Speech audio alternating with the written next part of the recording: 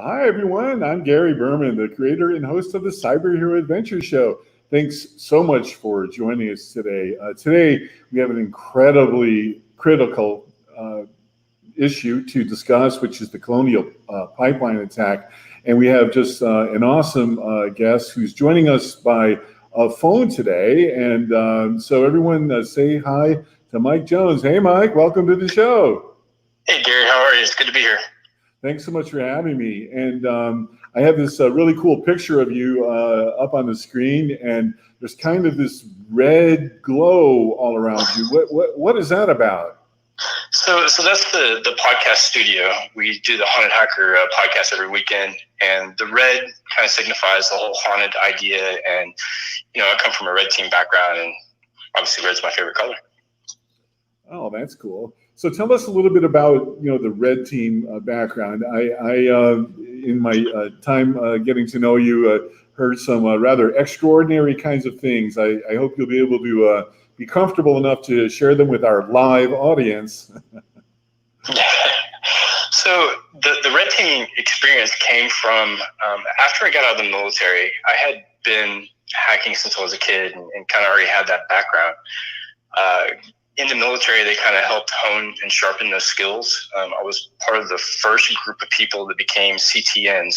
And for those who don't know what that is, it's a Navy designation for a rate. And I was a CTT, which is signal intelligence, and I cross-rated over to CTN, which is a cyber warfare rate. Back then, they didn't have a school or instruction, so I basically had to sit before a board, show them what I knew, and then help them write some of the materials for the courses.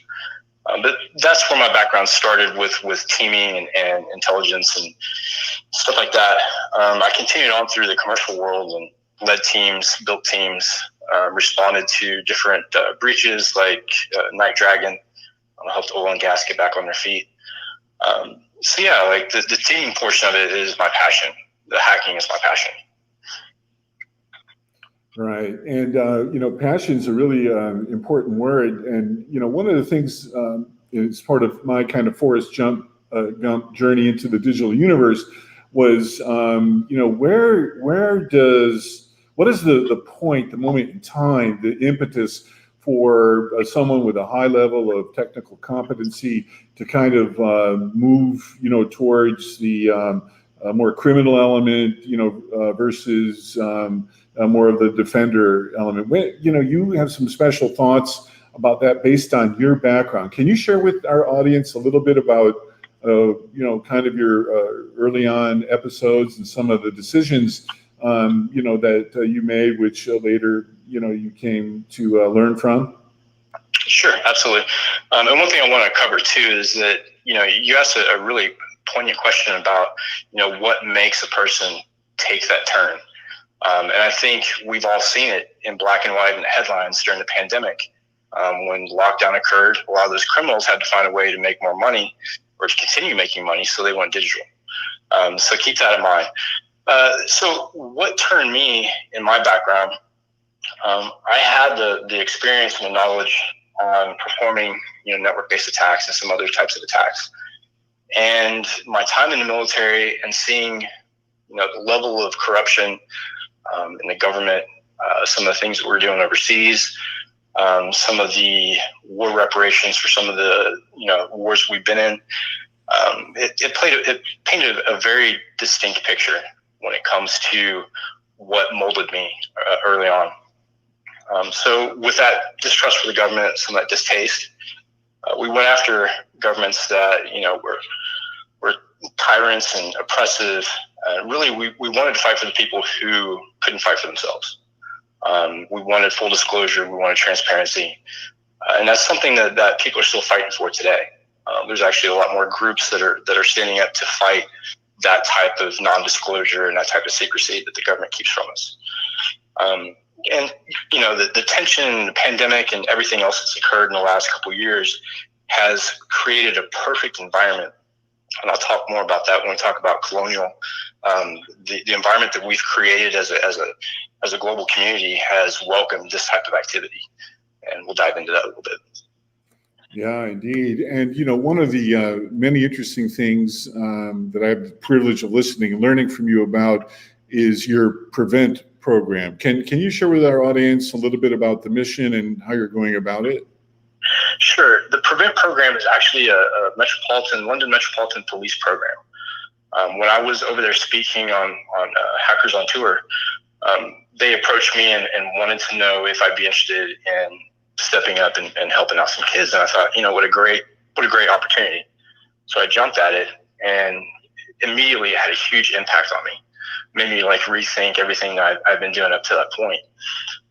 And really what the PREVENT program does, it takes kids who have been identified as cyber criminals or potential cyber criminals and puts them into a program where they're able to make different choices. They introduce them to the industry, to companies that have roles for people like them, and try to help them get integrated back into society. It's something the U.S. has not picked up on yet, but there's a lot of talent to be wasted and to be, lost if we don't have the same type of PREVENT program. Right now, there's a kid in my Discord that is one of those, kids who have faced the prison sentence and trying to make a go at it after he got out. He's finding it really hard to find a job. But with his skill set, that's a huge skill set to lose in the industry. So obviously we need to make some changes as an industry as a whole and as countries with cyber law, and we need to revisit all of that falls into that category. Indeed. And, we have some breaking news. Let me read it. Crippling a major U.S. oil pipeline initially looked like an act of war, but it's now looking like an increasingly normal crime from a ransomware as a service provider. That's breaking news. So tell us all about that. What's going on with the Colonial pipeline and critical infrastructure? Sure. Well, let's talk about the incident itself first. Let's talk about how the U.S. government looks at it as just a ransomware attack. If just a ransomware attack shuts down an entire pipeline because of risk, I would say that's pretty big. Yes. And by them not being able to stop a ransomware attack and it just being ransomware, what does that say to the other APTs out there that are looking at our infrastructure? It's vulnerable. And when you look at the situation within the U.S., like the government tension, Biden taking office, and a lot of the stuff you're going to see just within the first 100 days of a new president is other countries flexing their muscles. North Korea, Iran, some other countries, looking at the U.S. and looking at how we're divided as a people. I think that's pretty evident. And then the infrastructure, how weak it is and how outdated. So we've put ourselves at the hands of these groups. Well, just to build, forgive the interruption, Mike, but to build on that, I popped up on the screen here a quote from Christopher Krebs, of course, as the first director of CISA, and I'm quoting him when I say, we are on the cusp of a global pandemic. The virus causing the pandemic isn't biological. However, it's software. Yeah, I don't think I agree with that 100%. I do think that there is some value in that statement. But I think that what we're at the mercy of is big business.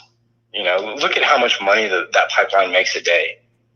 And they still have those critical vulnerabilities that allow ransomware to attack their network. It seems to me like the big industries should be getting more of the government funding to make better security decisions. Right. But yeah, the pandemic is minor compared to what we're facing on a cyber scale. And to also, build on that really important insight, I'm putting up a quote here from the CEO of IBM, Arvind Krishna, and he says, cybersecurity will be the issue of this decade in terms of how much worse it's going to get. Yep, I agree with that. And I think that we've only just seen the very beginning of it. I know that when we invade other countries during wartime, some of the first things we look at is taking out the infrastructure.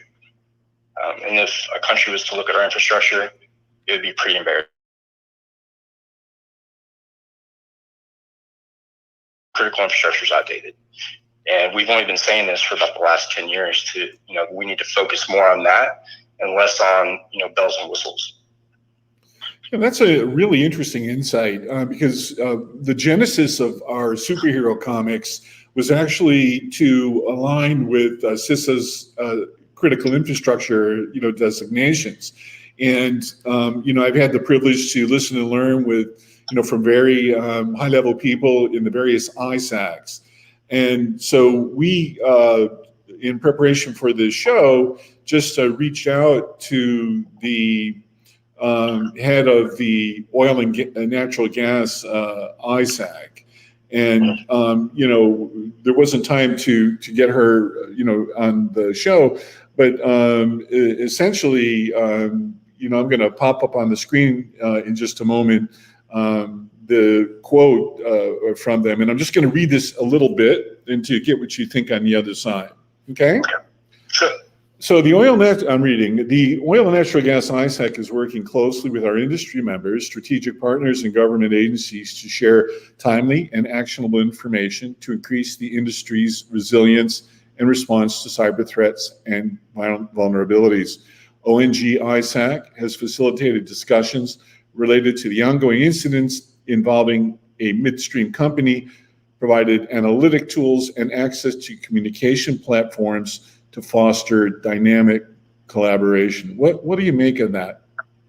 That sounds like a statement put together by a lawyer as just a buffer until they get finished with the investigation is what that sounds like. Sounds like the default template. But again, we're doing this a day late and a dollar short, right? So this should have been done ages ago.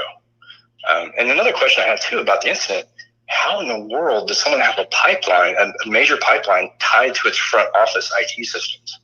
That's the part that worries me. That's a really interesting question too. I mean, it's a very complex, and huge system. I think it was a little bit over 5,000 miles, of pipeline, main pipelines, and then, tributaries, if you will. Isn't this the kind of system that, should have the best sort of security on industrial control systems and, SCADA and all that stuff? Yeah, absolutely.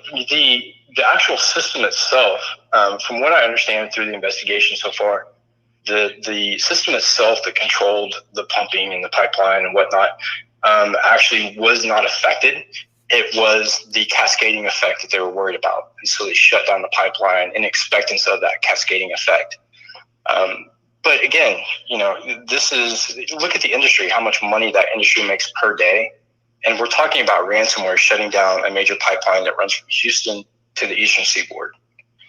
To me, that shows epic failure on the part of compliance and safety and security. That company should be obviously pulled out onto the carpet and addressed and potentially fined, because look how it's affecting every citizen today with potential gas shortages and how they're running to the pumps. Indeed. That's an interesting question, this kind of attempt at striking a balance between the public and private sector as it pertains to cybersecurity. What are your thoughts about that? Because in the criminal enterprise, my impression anyways, is that it's very horizontally, kind of structured, that information flows, pretty freely and openly. But, in kind of the defender ecosystem, it's more vertically structured, maybe, because of intellectual property and laws and, GDPR and all that kind of stuff. What are your thoughts about that? Well, let's look at some of the organizations that are in place in the U.S. that are supposed to help with that, right? So the Department of Justice started a program called InfraGard for the FBI. And what InfraGard is it's a group of critical infrastructure, companies or employees that look after the critical infrastructure to be part of a knowledge sharing and kind of a group effort between the Department of Justice and the commercial world. Well, the problem is that, where was this program when this company was looking at security stance? Do they have people involved in that program? I think a lot more needs to be dug out about what's involved with this company and why this specific company had that problem. I think we're putting too much into, who did it, why they did it. The fact is they did it, and it's embarrassing because that's an interesting point. I was speaking to someone the other day, about the latest, kind of threats. And, one of his key observations was that so much of what we still see is not relatively, new. It's mostly human behavior, simple human error. Do you know any of the nuts and bolts background of what were the attack vectors for the Colonial pipeline attack, or was it human error, or is it too early to have a thought about that? I think to get everything like potentially 100% correct is too early to speak about it. But I will tell you that so far, from what I've gathered, it was a breach on a system that maintained tickets for people putting gas through the pipeline, or for the clients. And so that system was hit. And in order to keep it from cascading down the line and affecting operations, they shut down the pipeline, right. Which still doesn't make a whole lot of sense to me. And I being the first 100 days or so of Biden's administration, I mean, we should expect stuff like this. We should expect threats. We should expect some sort of cyber attack. And I think this time, maybe Joe woke up and he heard the word pipe and come to realize it was a shutdown of the pipeline. But I think we're going to see a lot more probes from different groups, probably APTs, now that they see how vulnerable we are. Well, you kind of predicted this, I think, in December as we were talking, earlier. Tell our audience a little bit about that. So back in December, I was pulled onto Textron TV to make predictions for 2021 and the pandemic. And the focus was on the pandemic, but one of my predictions was more SCADA and ICS attacks. And the reason being is because all of our businesses are pretty much ramped down because of the pandemic. We have people working from home. So what will instill the most fear in people? How would you terrorize somebody? Turn off the lights or make it impossible to get gas is a great way to do it. Just to show, your presence and what powers you do have. So, I mean, that we're going to continue to see that. We're going to continue to see more probes on the ICS networks. Simply because of the fact we have a perfect storm blowing right now with the economy in the bucket because of the pandemic, division within different groups in the U.S., both politically and socially. I mean, we're a prime target. One attack on infrastructure, and this country would be in real trouble. It's interesting you said that, because just this morning I was talking to a senior security person in Israel. And right now, of course, unfortunately, the region is going through a lot of serious, stuff right now. But I was asking him about the Colonial pipeline attack, and his response, I thought, was pretty illustrative of what you just said. He said it was a diplomatic message. Yep, absolutely. And even though DarkSide may not be affiliated with, let's say Russia or China or whoever, it's really rare for a group like that to carry out an attack and then make an apology later, saying they didn't want to disrupt, lives, that they're just after money. If that was the case, why would you not attack a bank instead of a pipeline? I really think it was a diplomatic, hey, we're here and we know you're having problems and we're not going anywhere. Well, yes. And to build on that, I actually I popped up on the screen here the quote from the DarkSide folks, and I'm reading this now. Quote, our goal is to make money and not creating problems for society. From today, we introduce moderation and check each company that our partners want to encrypt to avoid social consequences. DarkSide. My head's just exploding here. I mean, are you kidding me? The key to that statement that you need to pay really close attention to is the word partners. A lot of these malware groups, ransomware groups that have malware and ransomware as a service, I mean, typically they write the code or, they hijack code and then they have a call center. It's an actual business. So when they say partners, there's somebody who probably bought that ransomware and went after that pipeline company. And it may not have been DarkSide. It may have been one of their quote unquote partners, which could be anybody. Yeah, I mean, it's hard, just as a citizen to get my head around that these folks just can operate almost with impunity. Let me check that. Is that valid? That's pretty fairly said. When you look at the FBI's most wanted list, this is a really a comic relief for me when I look at the FBI's most wanted list. And instead of having like ransomware or like actual criminals, we have military operatives from the KGB, from Russia, from GRU, and that populates our most wanted list. We know the government will never go after them. But again, how do you get people to motivated to do certain things? Fear and money. Those two things work. So if you put all these boogeymen on the wanted list, it tells the rest of the country, these big bad people want to break into our networks. And this attack, I don't think that since SolarWinds, I don't think they've been 100% honest about the events and what actually happened. But I think that will play out as time goes on. And so we're getting all types of interesting comments here. One of our viewers said, and I'm quoting, they should have used HTTPS and also simultaneously air gap. It solves all security problems. Is that person joking? No. So SCADA and some of the ICS networks, one of the best ways to secure a network is to air gap it. But that doesn't necessarily solve all the problems. I mean, look at Stuxnet. It didn't take, air gapping a system would not have saved Natanz from what happened.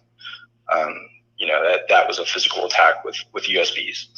So air gapping a system, yes, good practice, but not the end all be all security. Well, that's also interesting that you mentioned that, because on a different call with a security expert from Israel, this was something that was unbelievable. We were talking about operationalizing, security, and I asked him. I said, about a year or so ago, I heard that there was an airstrike on a building in the Gaza Strip that took out, these hackers and systems and stuff like that. I said, do you happen to know anything about that? And he kind of looked down, because I saw you were on video. He looked down and he kind of sheepishly raised his hand. He goes, "That was me." Yeah, that attack was pretty monumental.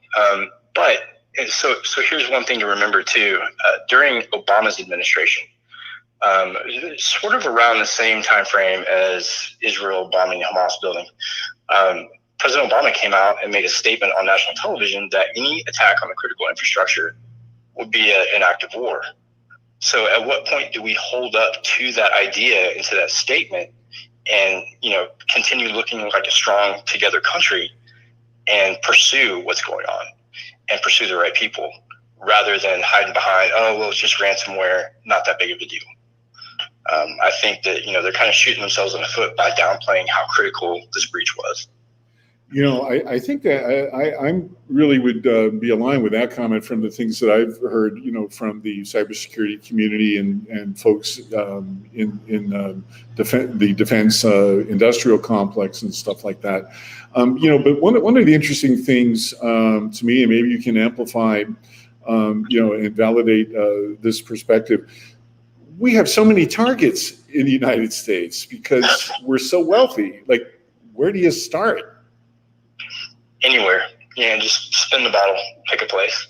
But really, if you want to make a huge impact, go after things that we look after and that we protect the most, right? So the lights on in our house, that's a necessity. Gas in the car to get to work, that's a necessity. Food. But you attack one of these critical infrastructures, the others are going to suffer. We saw that during the pandemic with all the buying up of all the toilet paper and whatnot.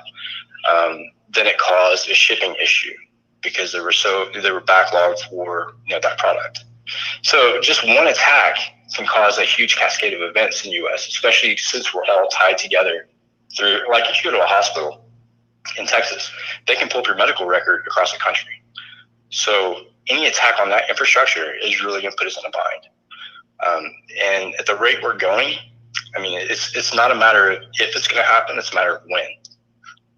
It's kind of unbelievable to me, just from, as a human being, that criminals are attacking the healthcare ecosystem in the midst of COVID. I understand, based on your earlier comment, it's fear and money, that's the motivation. But, what is it? What is that thing that criminals either lack or have that lets them sleep at night? I mean, do they just lack empathy?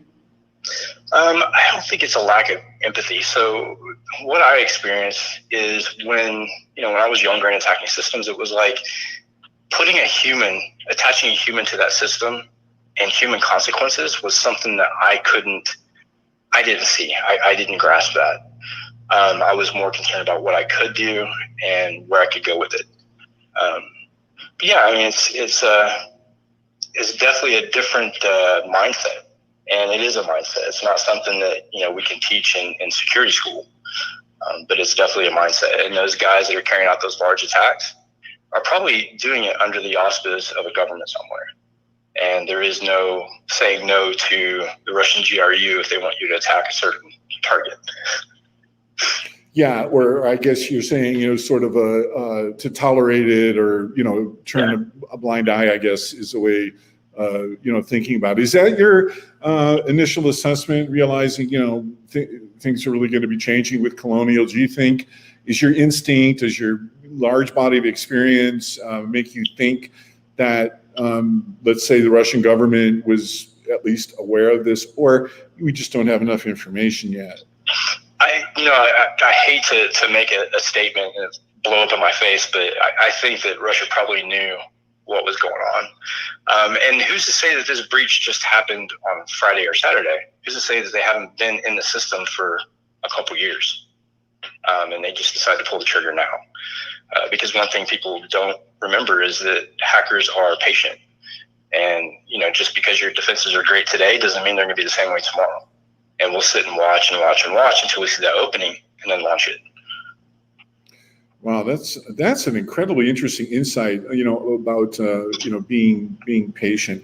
One of the things, some in our audience may know that I was the CEO of a marketing company that was hacked by some insiders, trusted insiders. I ended up losing several $1 million and had to lay off about 100 people. And for the longest time, I just couldn't get my head around motivation.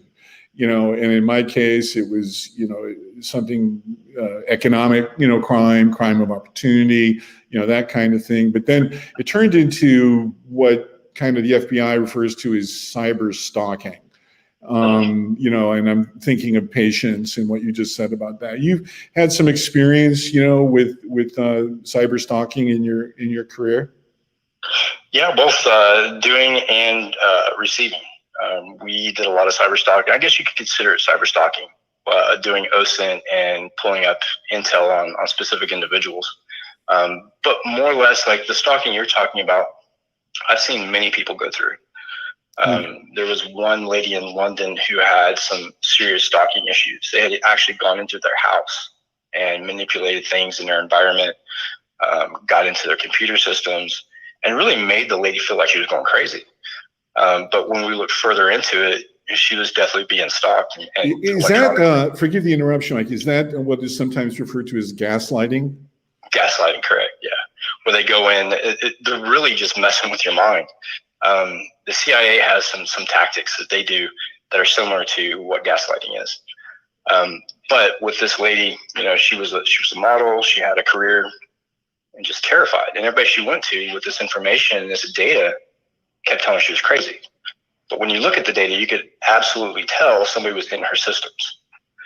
So we end up eradicating that person out of her network, out of her devices. But she still lives with a certain amount of fear because she doesn't know when they're going to come back. So wow, that's a risk we all take with being connected to the internet, is running into the wrong person. You, when we were talking earlier, you had mentioned the CIA sort of playbook. Is that something that's public information? Well, you can get all kinds of Army manuals on interrogation tactics.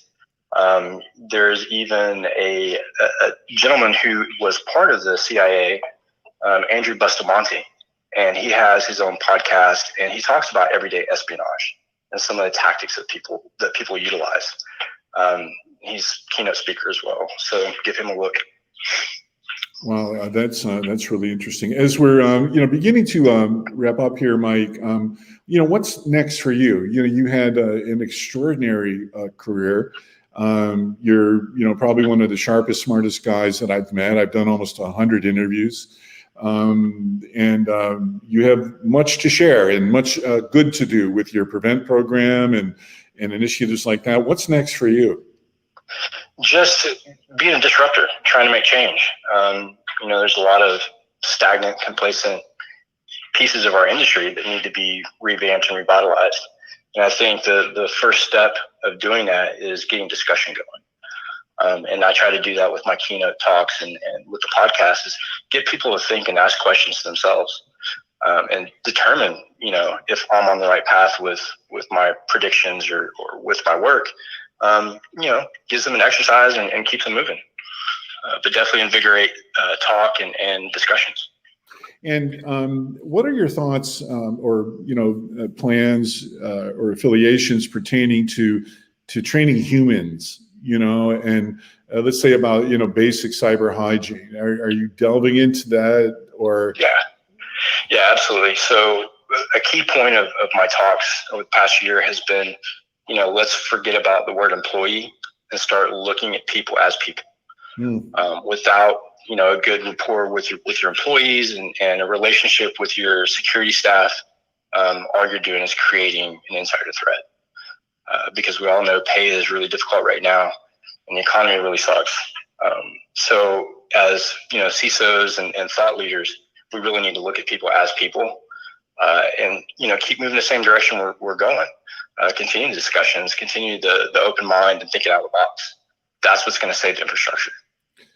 One of the out of the box sort of things that we've been very fortunate of is we've done this joint venture with an Israeli cybersecurity firm to bring our 2D animated characters like Wilbur WannaCry, Boris the Bug, Vernon the Virus, things like that, to 3D in the form of basic cyber hygiene training. I'm going to show our audience a little preview that we've not really shown many people. This is Phoebe the Fisher, and when she's done, she'll have a harpoon for whale fishing. She'll have a spear for spear fishing, and she'll have a fishing rod for spray and pray in this quiver that you're going to see here. So on the after this, you won't be able to see it right now, Mike, but our audience will. I'm Phoebe Fisher. The fisher hunts its prey by pretending to be legitimate communication from a trusted company or from the hijacked identity of a friend, colleague, or family member. Using one of many ruses, the fisher encourages the potential victim to divulge sensitive information such as login IDs, passwords, PINs, social security numbers, etc.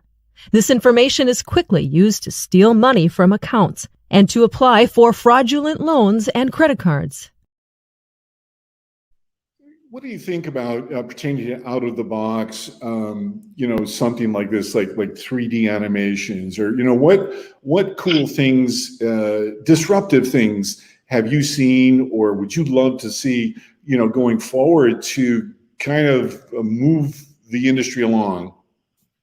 Well, I've seen both successful and unsuccessful, right? So I think the most unsuccessful attempt at doing that would be the AI and the buzzword AI and the bells and whistles that they put into into those products to make it look like it's AI. That was complete failure. What I've seen done really well is along the same lines with the NCA and the Met Police in the UK. They do something similar, looking to try to target the younger audience. Yeah. And so they come up with the Matrix Challenge, illustrations, and they make it kid friendly. And I think that's the only way to reach that age group, is to make it on their level.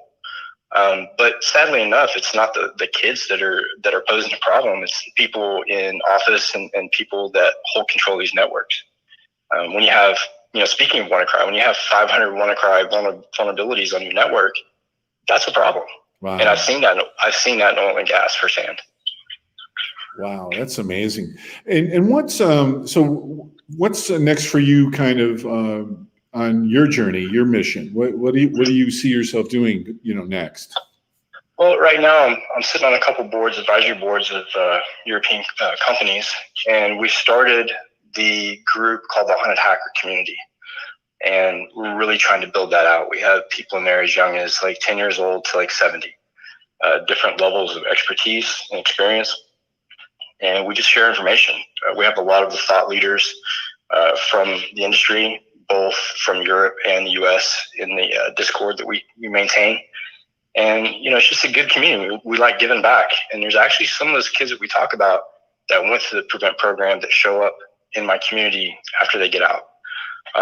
And we try to give them what they need, whether it be, laptops or hardware, or just a mentor to help them get started again and get going on the right path. So that's where my passion is today, is that, as well as public speaking and getting awareness out there. Indeed. And you're a great advocate. And on behalf of the Digital Universe, thanks for, who you are and what you do and what you've become, and can't wait to see how you lead this industry, on your mission. And, one of the amazing things about the community that you're talking about, the Haunted Hacker and many others, is the wisdom of the crowd. When smart people get together, good things happen. How do people become part of your Discord group? The link is public. I put it out on LinkedIn. We also have a YouTube channel. You just search Haunted Hacker, and it's on there. But if anybody how is needs that? Forgive the interruption, Mike. How is that spelled? It's H4 UNT 3D and then the word hacker. So if you search that on YouTube, you'll find our YouTube channel, and on Twitter, at Haunted H, spelled the same way. At Haunted H. Oh, great. And is there anything else that you'd like to share to amplify your work? Not really. I just wanted to thank all the people that support what we're doing with the podcast, with the community. I mean, I've got some really great guys behind me, like Casey Bourbonnais and Richard Hodder and Mike Conroe. You can actually see his comments in the chat. Great people, thought leaders, and without them, the community wouldn't even be possible. Indeed. Well, on behalf of Grateful Digital Universe, as I said, Mike Jones, thanks so much for spending this time with us. Thanks for turning your life in the direction that you have to be a real life defender of the digital universe. And if you on our audience want to be a guest on our show, just send an email to Gary at cyberheroescomics.com, and stay tuned for an announcement coming up that's going to be very exciting about the next step in our Forrest Gump journey into this incredibly interesting and important mission that we have all embarked on. Until next time, stay safe. Have a great day.